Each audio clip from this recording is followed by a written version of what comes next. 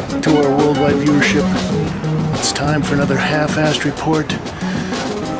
We're going to run in here to the TANYA BONAKDAR gallery and look at an exhibition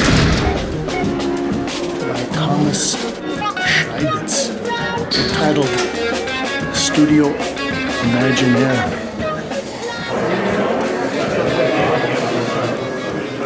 Well, we'll take a look at this work here in the vestibule. This is titled Passage in Spiegel 2014, and it's Necron metal composite wood fabric, and it's mounted. It's got a nice little wooden panel this is all bolted onto, and actually I kind of like this. This is all polished metal, and it's indented. Well, they're saying in the press release that this is Thomas's 8th show at the gallery.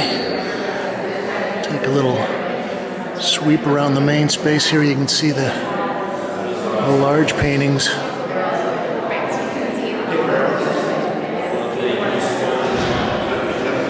And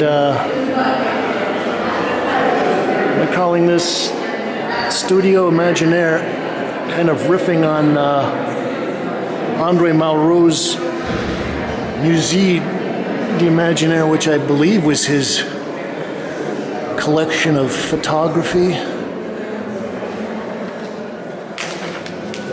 This piece is titled Studio Paris 2014 Oil Vinyl Spray Paint on Canvas.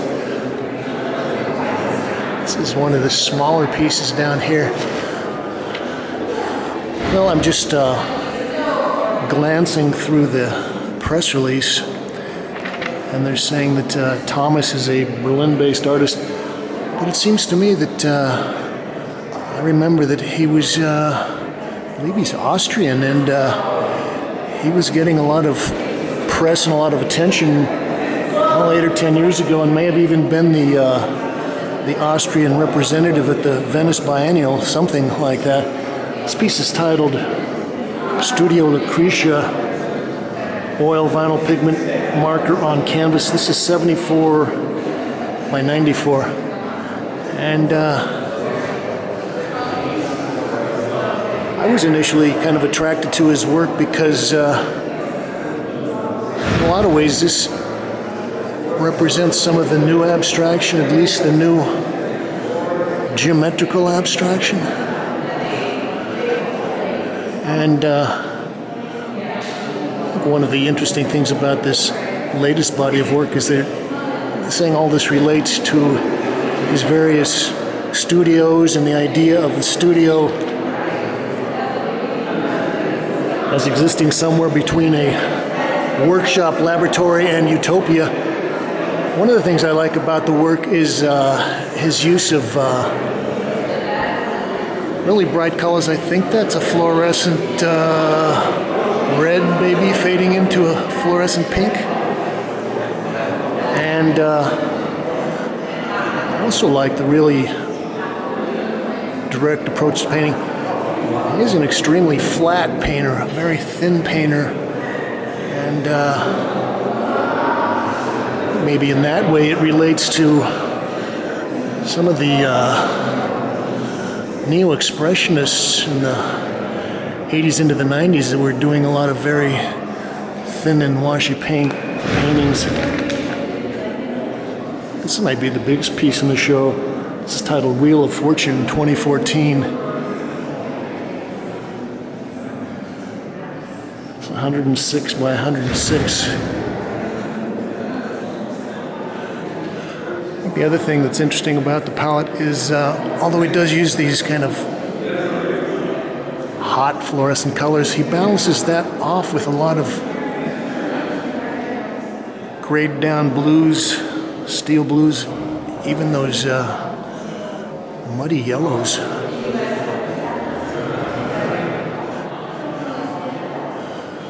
was also thinking that some of this black outline work is done with marker, some of it, but it makes me think a little bit of Ligier, or maybe even that great Italian painter Adami. It's titled Studio Werkstatt, 63 by 102.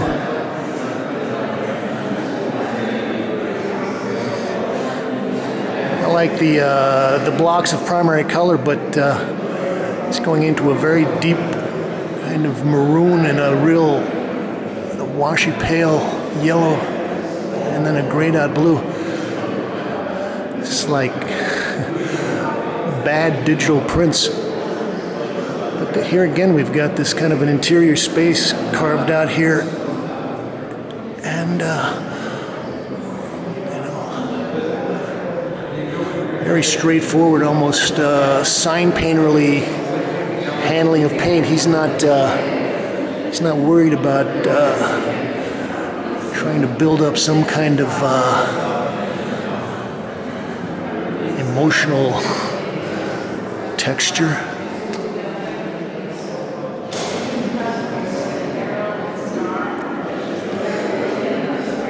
It's another big painting. This is tall. It's the name piece of the show, Studio Imaginaire.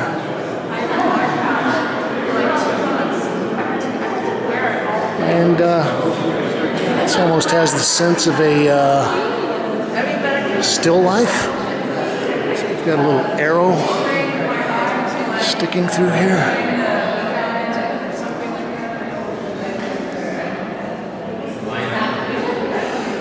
You know, I was also thinking that in certain ways, although there's a difference in the facture and the approach to the paint handling, this does kind of fit in with pop abstraction. Maybe some people like Jonathan Lasker.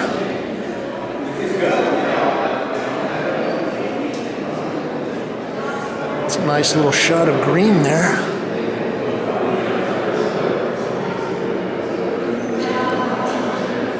This is Studio Berlin, which is where I think Thomas is based these days.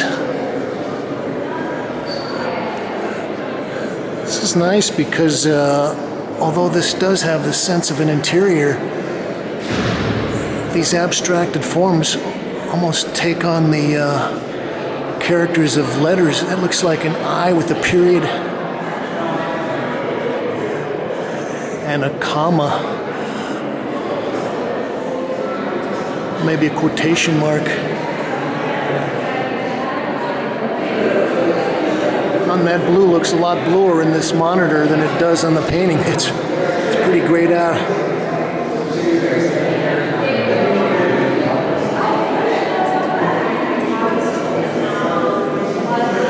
There's a real cleanness to this work. Well, let's see what they've got going upstairs.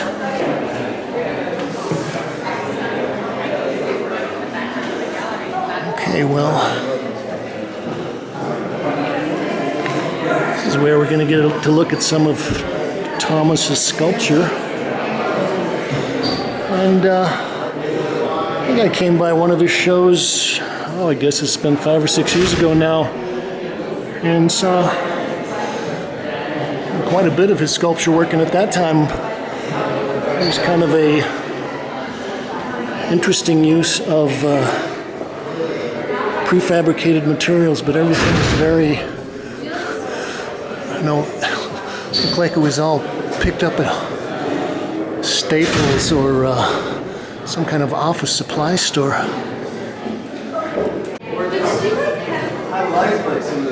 So this is titled Mao MDF wood epoxy resin lacquer, 80 by 37.5 by 24 3/4. And well, here he's putting on a little more paint.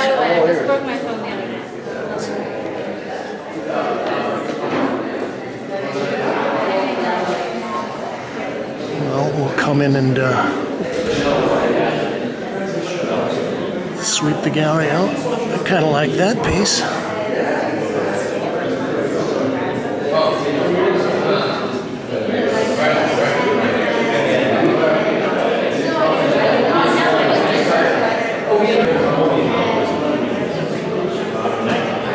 This piece is titled Tristram Shandy, which I think is a references to one of the early postmodern novels.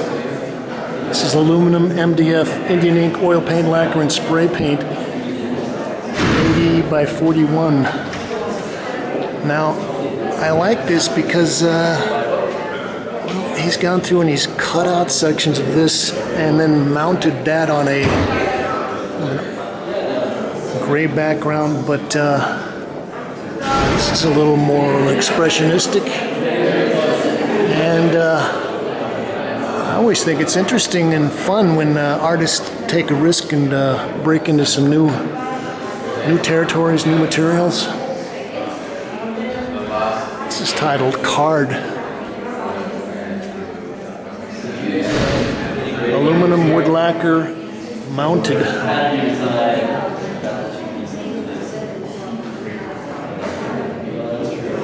And again, we've got this kind of what I could only call institutional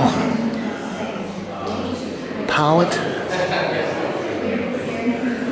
In certain ways, this does kind of relate to some kind of a corporate logo or something you'd see in some massive office complex.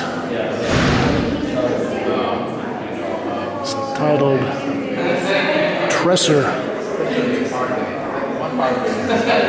MDF, wood, fabric, lacquer, stone, mounted. Really beautifully objects of space to ledge to the way the floor This textured part here in the center kind of recalls a Peter Haley piece. And I like his spray paint fades here on the edges. building on that aspect of I was looking at this and thinking that almost had the character of a head, and the time of this is Face 2014, wood, cardboard, pigment, marker, lacquer, epoxy, resin. So, got this nice panel that's been sanded down and buffed, and we've got this cardboard collage here in the center, and then that is covered with pretty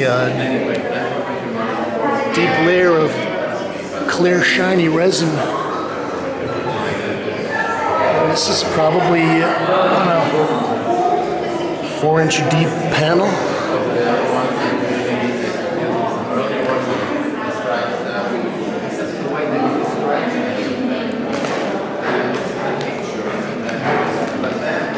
This is kind of fun.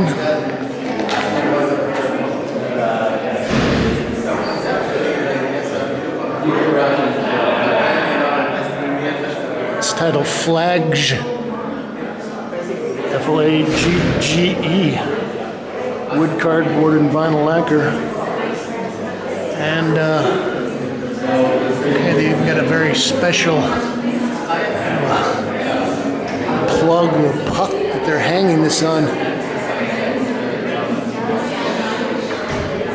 Yeah, I like the way that he it's much more hands-on with the sculptural pieces. This is titled Cloud.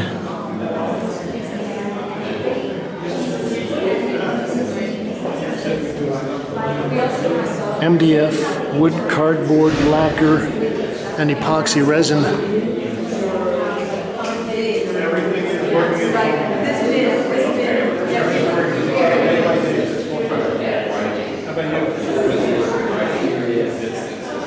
It's kind of a nice statement in grays.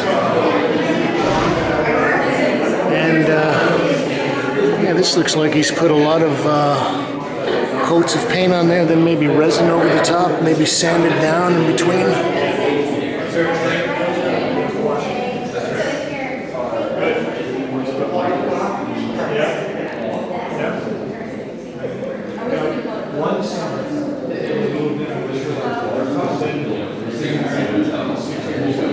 It's titled Marfa. I wonder if that's a reference to Marfa, Texas, where Don Judd has his foundation.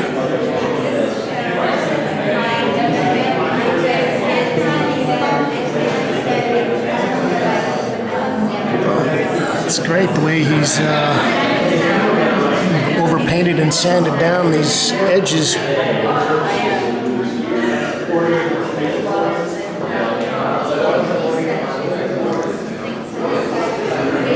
And I like the way that he's angled out the box there on the bottom of that.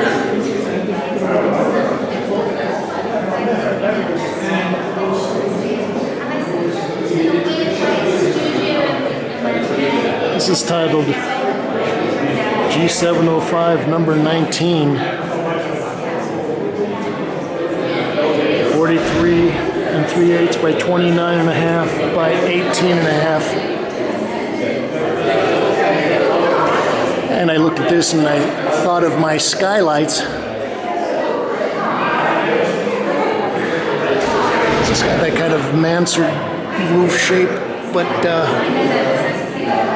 he's done a great job of mitering all the corners and all the angles in these boards. And kind of hot red background is interesting.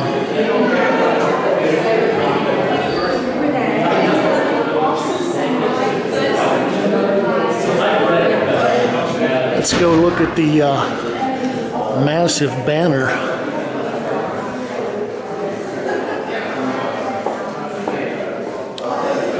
Oh, it's a digital print on plastic.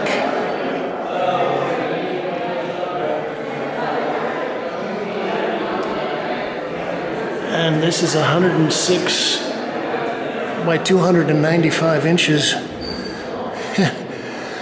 And now we're getting to an Al Held-sized piece.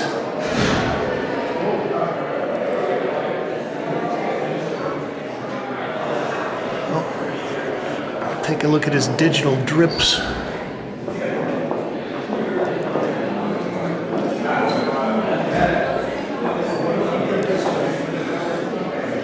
This is titled Stage. MDF wood aluminum. Styrofoam, vinyl, PVC pipe, lacquer, and spray. 118 by 157 by 32 inches, and his reference to this as a stage kind of makes me think. I was pondering the idea that a lot of this work almost has the sense that it's a prop. And I was saying that a lot of this work is very slick and very flat, and that it kind of intentionally avoids the trope of the talisman artwork. And I think this kind of captures that whole thing.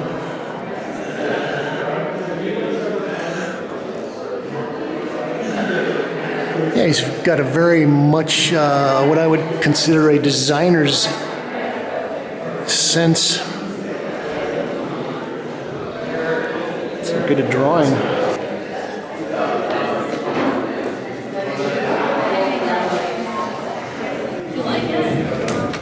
I guess we'll end up looking at this little piece. Ouch. And I don't have the title.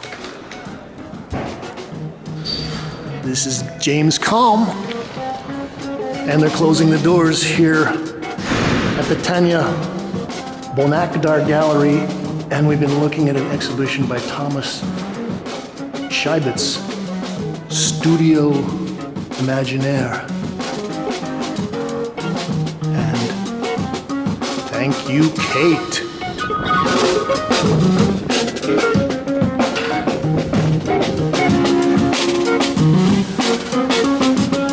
Black River Collective. Thank you.